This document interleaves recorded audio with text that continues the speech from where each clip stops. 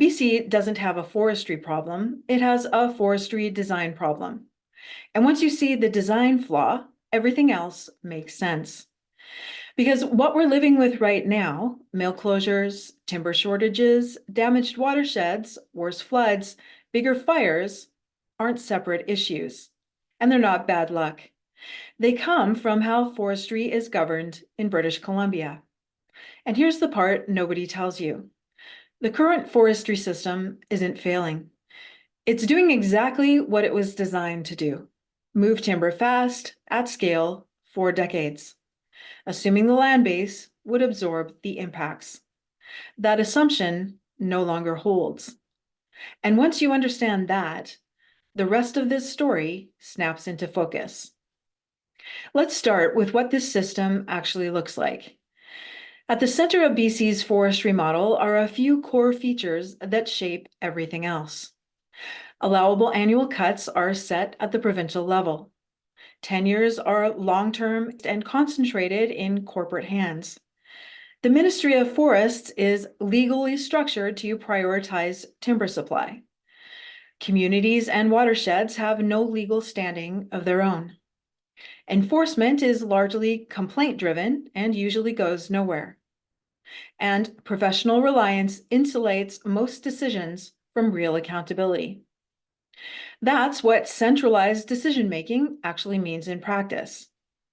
It means the most important logging decisions are made far away from the places that bear the consequences. Towns don't decide how much disturbance their watershed can handle. Communities don't have veto power. And when damage shows up years later, there's no mechanism in law that connects that damage back to the original decisions. Now, here's where the story usually gets fuzzy. We're told mills are closing because of markets, tariffs, global forces, or permitting problems. But if you look at the data, including the government's own numbers, a much more uncomfortable reality comes into focus. The fiber base that built this industry no longer exists in the same form, quality, or quantity. And depletion has consequences. Coastal harvest volumes are down more than 40% since 2014. Pulp mills that were designed to run on residuals are now chipping whole logs because the sawmill base has collapsed. Economically viable timber is getting harder to find, more expensive to access, and lower in quality. Mills are closing not because demand disappeared, but because the land base that made them viable has been degraded. That's what happens when a system is designed to maximize volume without protecting long-term forest condition. And while that's what's happening on the economic side, the ecological damage keeps stacking up. Forestry doesn't just take trees. Clear-cutting, roads, plantations, and repeated disturbance change how land functions. Clear cuts remove canopy cover. Roads compact soil. Plantations simplify forest structure. Together, they alter how snow melts, how rain moves, and how much water the ground can hold. The forests that nature gives us don't just respond to weather, they help shape it. Dense, intact canopies shade the ground, reduce wind, and keep moisture in both the soil and the air. Through transpiration, forests recycle water back into the atmosphere. That helps maintain local humidity and cooler conditions. When that canopy is stripped away, the land dries out faster, temperatures rise, and fuels become more flammable. That's why intact forests tend to burn less intensely than logged landscapes. Researchers like Eunice Alila have shown how this kind of industrial disturbance leads to higher peak floods and drier conditions between them. That combination matters. When storms hit, water runs off faster instead of being absorbed. When dry periods come, there's less moisture left in the system. That's how you end up with more destructive floods, longer droughts, and more flammable landscapes. The fire data makes this even clearer. Over the past decade, fires have increased dramatically across most of BC, especially in the southern interior and the Northeast. And when you look at where the biggest fires are burning, a clear pattern emerges. Many of the largest fires have burned through clear cuts and young plantations, dense, even-aged stands with fine fuels and logging debris. Salvage logging and thinning often add even more combustible material. Clear cuts dry out the land and allow wind to penetrate deeper into surrounding forest. Research on more than 1,500 wildfires in the western United States found that while weather influences fire behavior, forest management is a major secondary factor. Heavily logged forests tend to burn hotter, and the spread is faster than intact, primary, mature forests. The closed canopies of mature forests create cooler, more humid conditions. Their structure breaks up wind. Their dead wood holds moisture instead of flashing into flame. In other words, logging practices directly affect fire behavior. Forestry doesn't cause every flood or fire, but it pours fuel on the fire, literally and figuratively, making each event worse and more expensive. In 2023 alone, insured wildfire losses in BC were estimated at roughly $720 million, on top of the public costs of emergency response, suppression, and recovery. In 2021 alone, floods, fires, and extreme heat caused more than $10 billion in damage. That's not a bad year. That's a warning. Those aren't side effects. Those are system costs. And despite all of that, the depletion, the damage, the rising public costs, the industry isn't just allowed to continue operating, it's actively propped up with taxpayer money. Taxpayers provide significant subsidies to keep the industry afloat, even as mills struggle, small contractors go down, and forests are depleted. From 2010 to 2019, BC lost $3.65 billion managing public forests, roughly $365 million a year in taxpayer-funded losses. On top of that, BC Hydro gives the forest sector a huge break compared with residential customers, because pulp, paper, and sawmills are charged a flat industrial rate far below what typical consumers pay. The value of this subsidy over a 10-year period is estimated at about $5.1 billion. There are also more targeted subsidies tied to lower value fiber, a provincial credit program, essentially allowing companies to cut additional bonus trees that don't count against their license limits, has channeled more than $37 million in taxpayer dollars directly to wood pellet and pulp mills or their suppliers. Those help underwrite purchases of low-quality logs and fiber. Taken together, these supports mean the industry continues operating not just on market forces, but with major public subsidization, even as the land base that supports it is increasingly strained. There's another part of this system that rarely gets talked about: direct taxpayer subsidies via the Forest Enhancement Society. In 2016, the provincial government created a new entity called the Forest Enhancement Society of BC. It was launched with $85 million in taxpayer money and later topped up with another $150 million for a total of $235 million. The society is funded entirely with public money. Officially, its mandate is to support reforestation and land rehabilitation after wildfires and insect damage. But in practice, a significant portion of its funding has gone directly to private companies, including pellet mills, pulp mills, and logging contractors, to subsidize the cost of hauling low-quality logs and logging debris out of the bush and into industrial facilities.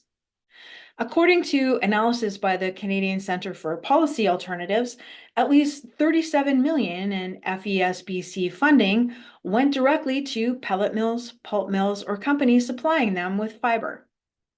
Some of the largest recipients include Pinnacle Renewable Energy, which received $4.37 million and is now owned by UK-based Drax, Pacific Bioenergy, which received 2.18 million, and pulp mills operated by Mercer, Domtar, and Prince George Pulp and Paper, which together received millions more. The society itself has acknowledged that the wood it subsidizes has less market value than the cost of hauling it, and that grants are used to cover transportation costs so companies can use it anyway. What's left unsaid is that this means taxpayers are directly subsidizing the movement of low-value fiber into mills, propping up an industrial system that no longer makes economic sense of its own, and accelerating the depletion of already stressed forest landscapes. And if that's not uncomfortable enough, the government is not meaningfully adjusting this system. There's a massive gap between what government says it values, healthy ecosystems, resilient communities, public safety, and what the forestry laws actually require. Reports get commissioned, public concern gets acknowledged rhetorically, but the legislative structure stays intact. Logging continues under the same assumptions. The same incentives stay in place, and the system keeps producing the same outcomes. That's not a failure of implementation. It's a failure of design. At this point, there are only two options: keep forcing a broken system to limp along, or redesign it. The new Forest Act framework we're proposing is not a tweak. It's not a side policy or another strategy document to be praised and then ignored. It's a full replacement of BC's forestry framework, because the existing system can no longer produce stable forests, stable jobs, or stable communities. It was developed by rural residents, foresters, and retired government staff, not by corporate lawyers. At its core, the new Forest Act, NFA, rests on three pillars: ecological integrity, community-based decision-making, and community economies. These are the organizing principles of the entire system. The NFA shifts BC away from volume-driven industrial logging and toward nature-directed stewardship, treating forests as what they actually are: critical public infrastructure. Infrastructure for clean water, flood and fire protection, biodiversity, long-term timber supply, and community stability. The NFA restructures forestry so local workers, contractors, and communities are the primary beneficiaries, not large centralized tenure holders. Under the current system, local logging and trucking contractors are trapped. They don't control the wood. They don't control the pace of harvest. They don't control the rules they're working under. They depend on large tenure holders who can change plans, shut down operations, or walk away, leaving contractors with equipment payments and no work. By ending volume-driven tenures and replacing them with regionally governed stewardship systems, the Act shifts work back towards local contracting, local planning, and local implementation. Instead of a few large licensees controlling access to fiber, logging and restoration work is organized regionally. It's tied to ecological thresholds and long-term stewardship objectives. That means steadier work, not boom and bust contracts tied to corporate decisions made elsewhere. It also broadens the kind of work available. Local contractors are needed not just for logging, but for road rehabilitation, hydrology repair, slope stabilization, monitoring, and restoration. Work that happens year after year, not just when a cut block is approved. For example, instead of hauling low-value fiber long distances to prop up uneconomic mills, contractors could be doing continuous cover harvesting and restoration work in their own regions, work that keeps skills local and costs down. In short, the NFA framework is designed so forestry works with local capacity instead of extracting from it. Contractors don't disappear under this system. They become central to it. And this is not a theoretical reset. The transition is orderly, legal, and realistic. Under the Act, existing licenses end at their 5-year renewal dates. There are no 10-year buybacks and no overnight shutdown. Over a 1 to 5 year period, the old licensing regime is dissolved and replaced. At the same time, the core forestry statutes are repealed and replaced. The Forest Act, Forest and Range Practices Act, Private Managed Forest Lands Act, and the Ministry of Forests Act. The Water Sustainability Act is not repealed. It is fully implemented and integrated to support watershed-first decision-making. This matters because right now, forestry, water, wildlife, and land use are governed by disconnected rules that often work at cross purposes. The new Forest Act fixes that by redesigning the system as a whole. The NFA implements nature-directed stewardship through a clear spatial and sequential framework. Protect, restore, harvest. First, protect. Primary forests are protected in perpetuity. No industrial logging, no new industrial roads, and they're treated as irreplaceable public assets. Second, restore. This applies to degraded secondary forests, the places already damaged by roads, clear cuts, and plantations. That means road rehab, hydrology repair, slope stabilization, and pro-forestation where appropriate. A fair question is how restoration gets paid for. In many cases, it's paid for by redirecting money we already spend after things go wrong. Disaster cleanup, flood repair, fire response, damaged infrastructure, and subsidies that prop up a failing system. Instead of paying over and over for the consequences, the new Forest Act directs that public money into restoring forest function, stabilizing slopes, repairing water flow, removing roads, and reducing future risk. Third, harvest. Harvesting continues, but only on previously logged or roaded lands, and only where ecological thresholds allow it. The model shifts to selection-based and partial cutting, continuous forest cover, and full-cycle tree retention. Fewer roads, less fragmentation, higher structural integrity. The NFA framework prioritizes value-added manufacturing and local processing, so more of the wood cut in a region is turned into products and jobs in that region. This is not a ban on forestry. It's a redesign of how forestry is practiced so that forests remain functional while producing wood. This is where the new Forest Act breaks most sharply with the current system. Ecological integrity is not a goal to be balanced away. It's a legal constraint. Forest management must stay within ecological limits, not what markets demand and not what keeps volume flowing. In practical terms, this means forests must remain functioning systems.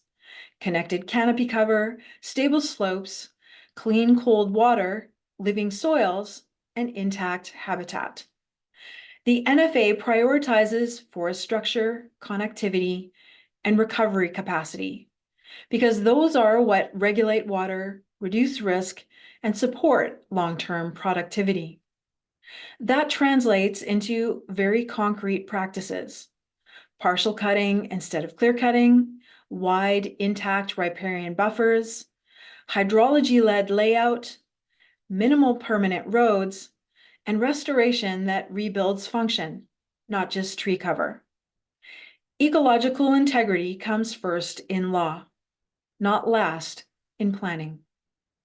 The second pillar, community-based decision-making, changes who holds the power. Under the new Forest Act, community forest boards are established with real authority and defined responsibilities. These boards set stewardship objectives, oversee implementation, and ensure compliance with ecological limits that are already defined in law. They're informed by independent science panels and Indigenous knowledge panels. They're not stacked with industry representatives. They're not vehicles for maximizing cut. This replaces distant, volume-driven decision-making with place-based stewardship grounded in real conditions on the land. To support that, the Act creates a Ministry of Ecosystem Integrity, with Indigenous and public leadership responsible for administering the system. An independent Forester General reports annually to the legislature. The system is built to create accountability and governance people can actually trust. The third pillar, community economies, answers the jobs question. The current system strips value from rural areas. The NFA is designed to reverse that pattern. It creates long-term employment in ecological restoration, forest monitoring, planning, and local forest offices. It reopens regional log sort markets through regional log sort yards, restoring competition and transparency. It supports local mills and value-added manufacturing instead of shipping raw materials away. It also supports tourism and ecotourism, as well as land-based livelihoods that depend on healthy forests, guiding, hunting, fishing, gathering, and recreation. This is how you replace boom and bust extraction with steadier work that lasts. Importantly, for forestry, it produces more jobs per cubic meter, because value is created through care, skill, and local processing rather than volume and speed. So this is not anti-forestry. It's about saving forestry from a system that is eating itself, burning through its best timber, destabilizing the land base, and leaving communities with fewer options every year. The forestry system BC has was built for a different era, with different assumptions and a very different land base. Those assumptions no longer hold. The new Forest Act offers a way to rebuild forestry so it actually works for forests, for water, and for the people who live here. Not by pushing harder, but by changing the rules.